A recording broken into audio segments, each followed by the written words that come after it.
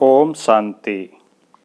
आज 29 जुलाई 2020 की मुरली में बाबा ने कहा, मीठे बच्चे, पहले पहले सबको बाप का सही परिचय देकर गीता का भगवान सिद्ध करो, फिर तुम्हारा नाम बाला होगा। आज की मुरली का प्रश्न है, तुम बच्चों ने चारों युगों में चक्र लगाया है, उसकी रस्म भक्ति में चल रही है, वह कौन सी है? उत्तर है, तुमने चारों युगों में चक्र लगाया, वह फिर सब शास्त्रों, चित्रों आदि को गाड़ी में रख चारों ओर परिक्रमा लगाते हैं, फिर घर में आकर सुला देते हैं। तुम ब्राह्मण, देवता, क्षत्रिय बनते हो। इस चक्र के बदले उन्होंने परिक्रमा दिलाना शुरू किया है। यह भी रस्म है। अब मुरली विस्तार से। ओम शांति। रूहानी बाप बैठ रूहानी बच्चों को समझाते हैं। जब कोई को समझाते हो तो पहले ये क्लियर कर दो कि बाप एक है। पूछना नहीं है कि बाप एक है व अनेक है, ऐसे तो फिर अनेक कह देंगे। कहना ही है बाप रचता गॉड फादर एक है, वह सब आत्माओं का बाप है। पहले पहले ऐसे भी नहीं कहना चाहिए कि वह बिंदी है, इसमें फिर मूंझ पड़ेंगे। पहले पहले तो यह अच्छी रीति समझाओ कि दो बाप है, लौकिक और पारलौकिक। दो बाप है ना, लौकिक और पारलौकिक। लौकिक तो हर एक का होता ही है, लेकिन उनको कोई खुदा, कोई गॉड कहते हैं? है एक ही, सब एक को ही याद करते हैं। सब एक को याद करते हैं ना, कोई भी हो वो सब एक को याद करते हैं। तो जो पहले पहले ये पक्का निश्चय कराओ कि फादर है स्वर्ग की रचना करने वाला। स्वर्ग की रचना करने वाला है फादर। वह यहाँ आएंगे स्वर्ग का मालिक बनाने, जिसको शिव जयंती भी कहते हैं। उनके अवतरण को किस रूप में मनाते हैं? शिव जयंती के रूप में। यह भी तुम बच्चे जानते हो। स्वर्ग का रचता भारत में ही स्वर्ग रचते हैं, जिसमें देवी देवताओं का ही राज्य होता है। तो पहले पहले बाप का ही परिचय देना है। उनका नाम है शिव। और बाप का नाम क्या है? शिव। गीता में भगवानुवाच है ना। पहले पहले तो ये निश्चय कराए लिखा लेना चाहिए। गीता में है भगवानुवाच, मैं तुमको राजयोग सिखाता हूँ, अर्थात नर से नारायण बनाता हूँ। ये कौन बना सकते हैं? जरूर समझाना पड़े ना।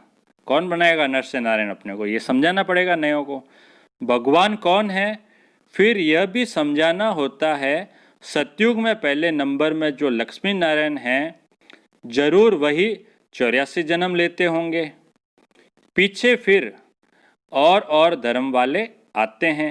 84 जन्म तो लक्ष्मी नारायण ही लेंगे ना। उन्हों के इतने जन्म हो न सके, पहले आने वालों के ही 84 जन्म होते हैं। सतयुग में जो कुछ सीखते नहीं हैं, सतयुग में तो कुछ सीखते नहीं हैं, जरूर संगम पर ही सीखते होंगे। तो पहले पहले बाप का परिचय देना है। जैसे आत्मा देखने में नहीं आती है, समझ सकते हैं, वैसे परमात्मा को भी देख नहीं सकते, बुद्धि से समझते हैं। वह हम आत्माओं का बाप है। उनको कहा जाता है परम आत्मा। परमात्मा कहते हैं ना अपन, परम आत्मा। वो आत्माओं में सबसे परम है। वह सदैव पावन है। उनको आकर पतित दुनिया को पावन बनाना होता है। शिव बाबा कभी पतित तो बनते नहीं हैं, वो तो पतित दुनिया को पावन बनाते हैं। तो पहले बाप एक है, यह सिद्ध कर बताने से गीता का भगवान कृष्ण नहीं है, वह भी सिद्ध हो जाएगा। तुम बच्चों को सिद्ध कर बताना है। एक बाप को ही त्रुथ कहा जाता है। बाकी कर्मकांड व तीर्थ आदि की बातें सब भक्ति के शास्त्रों में हैं। ज्ञान में तो इनका कोई वर्णन ही नहीं है। यहाँ कोई शास्त्र नहीं, बाप आकर सारा राज समझाते हैं। पहले पहले तुम बच्चे इस बात पर जीत पाएंगे कि भगवान एक निराकार है, न कि साकार। परम पिता परमात्मा शिव भगवानुवाच, ज्ञान का सागर, सबका बाप वह है। ठीक है ना। श्री कृष्ण तो सबका बाप हो नहीं सकता। वह किसी को कह नहीं सकता कि देह के सब धर्म छोड़ मामेकम याद करो। श्री कृष्ण ऐसे थोड़ी बोल सकते हैं, वो तो रचना है श्री बाबा की, बहुत सहज बात। परंतु मनुष्य शास्त्र आदि पढ़कर भक्ति में पक्के हो गए हैं। आजकल शास्त्रों आदि को गाड़ी में रख परिक्रमा देते हैं, चित्रों को ग्रंथ को भी परिक्रमा दिलाते हैं, फिर घर ले आकर सुलाते हैं।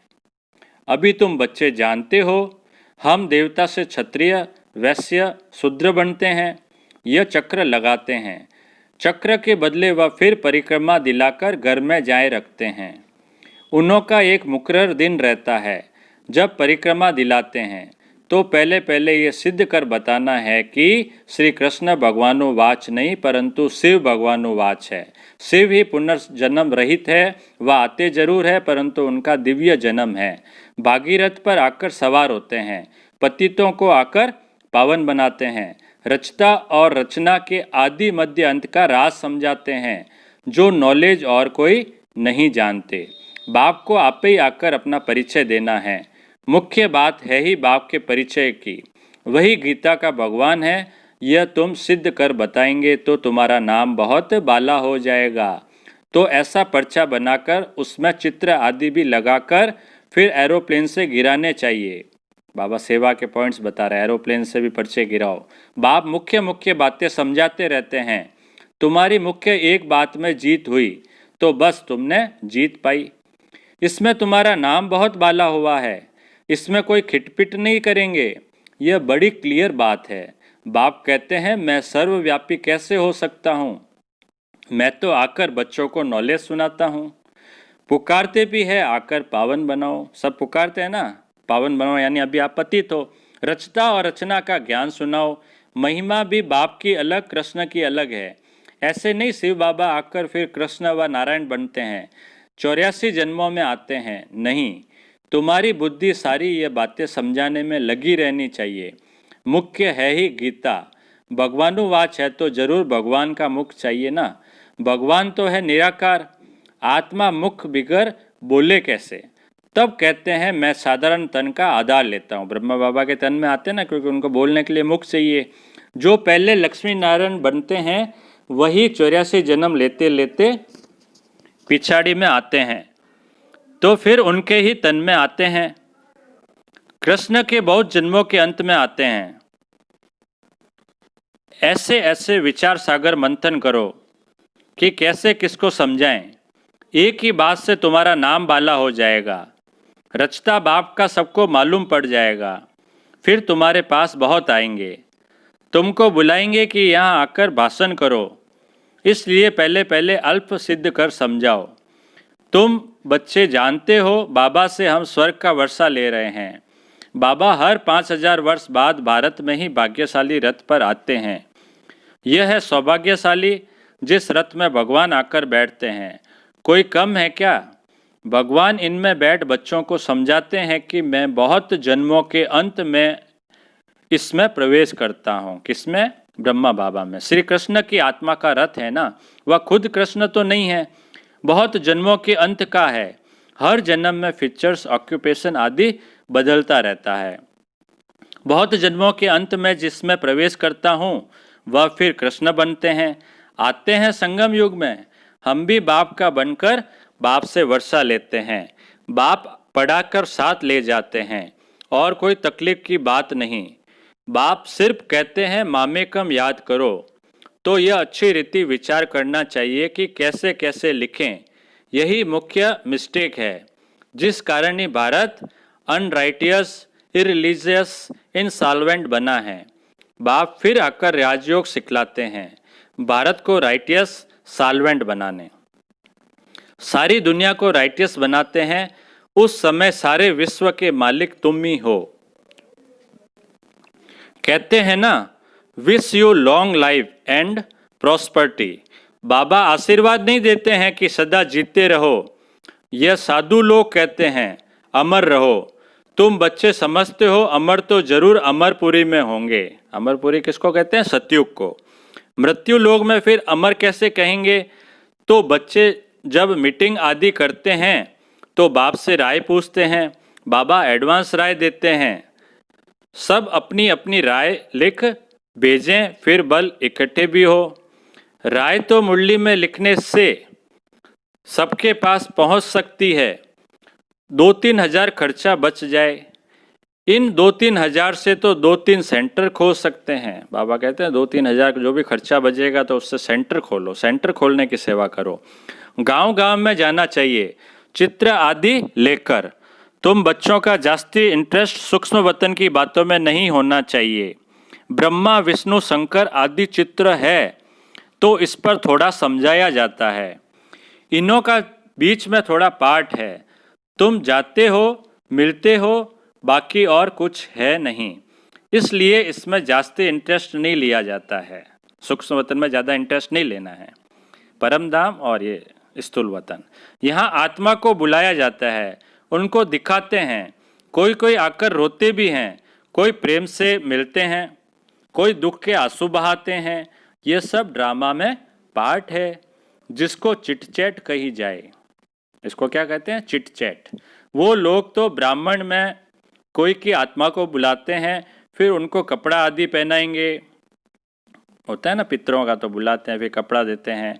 अब शरीर तो वह खत्म हो गया, बाकी पहनेंगे कौन? वो थोड़ी पहनेगा, पहनेगा तो वो ब्राह्मण। तुम्हारे पास वह रस्म नहीं है, रोने आदि की तो बात ही नहीं। तो ऊंच ते ऊंच बनना है, वह कैसे बने? जरूर बीच में संगम योग है। जब पवित्र बनते हैं, तुम एक बात सिद्ध करेंगे तो कहेंगे यह तो बिल्कुल ठीक बताते हैं। भगवान कभी झूठ थोड़े ही बोलते हैं, भगवान कभी झूठ थोड़े ही बता सकते हैं। फिर बहुतों का प्यार भी होगा, बहुत आएंगे, समय पर बच्चों को सब पॉइंट्स भी मिलती रहती है। पिछाड़ी में क्या क्या होना है वह भी देखेंगे। लड़ाई लगेगी, बॉम्ब्स छूटेंगे, पहले मौत है उस तरफ, यहाँ तो रक्त की नदियाँ बहनी हैं, फिर घी दूध की नदी। पहले पहले धुआं विलायत से निकलेगा, डर भी वहाँ है। कितने बड़े बड़े बॉम्ब्स बनाते हैं, क्या क्या उसमें डालते हैं। बॉम्ब्स बना रहे हैं, मिसाइलें बना रहे हैं, क्या क्या डाल रहे हैं उसमें, जो एकदम शहर को खल्लास कर देते हैं। यह भी बताना है, ठीक है ना, जो कि पूरे शहर को खलास कर देते हैं, ऐसे ऐसे बॉम्ब्स बना रहे हैं। किसने स्वर्ग की राजाई स्थापन की? हेवनली गॉडफादर जरूर संगम पर ही आते हैं।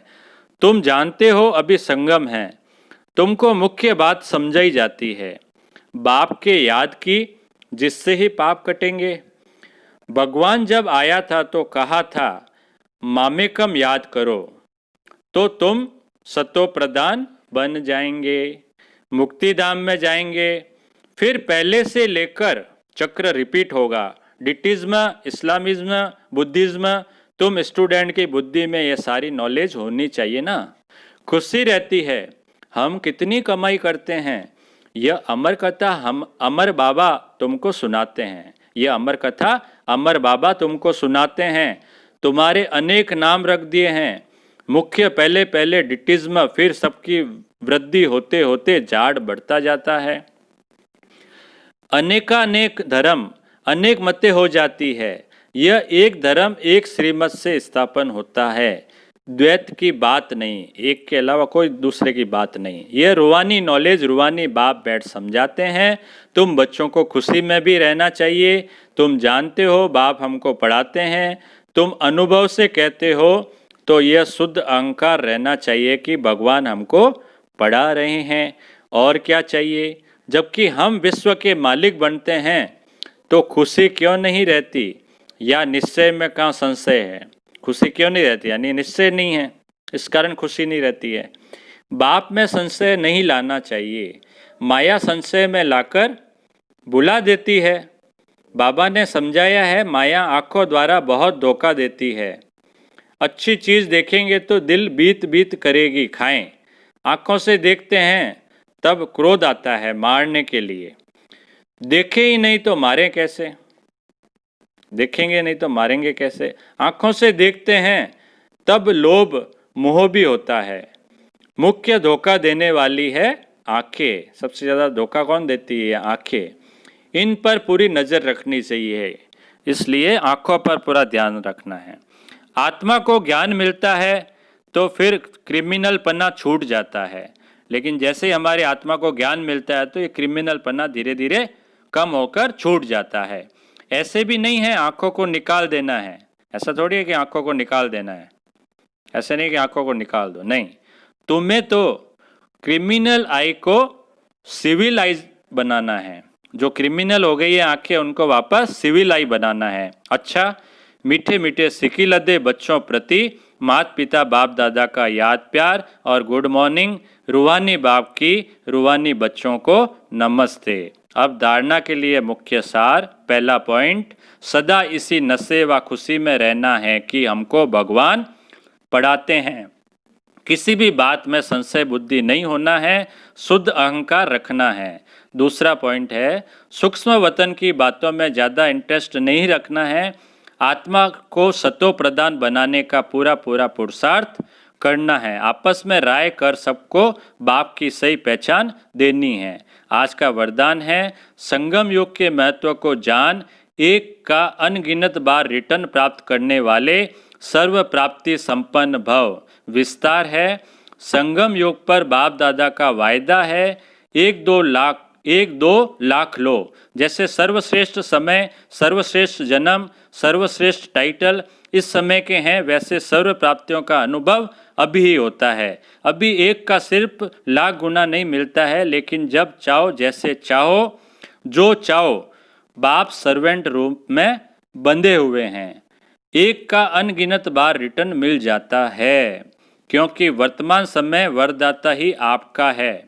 जब बीज आपके हाथ में है तो बीज द्वारा जो चाहो वह सेकंड में लेकर सर्व प्राप्तियों से संपन्न बन सकते हो।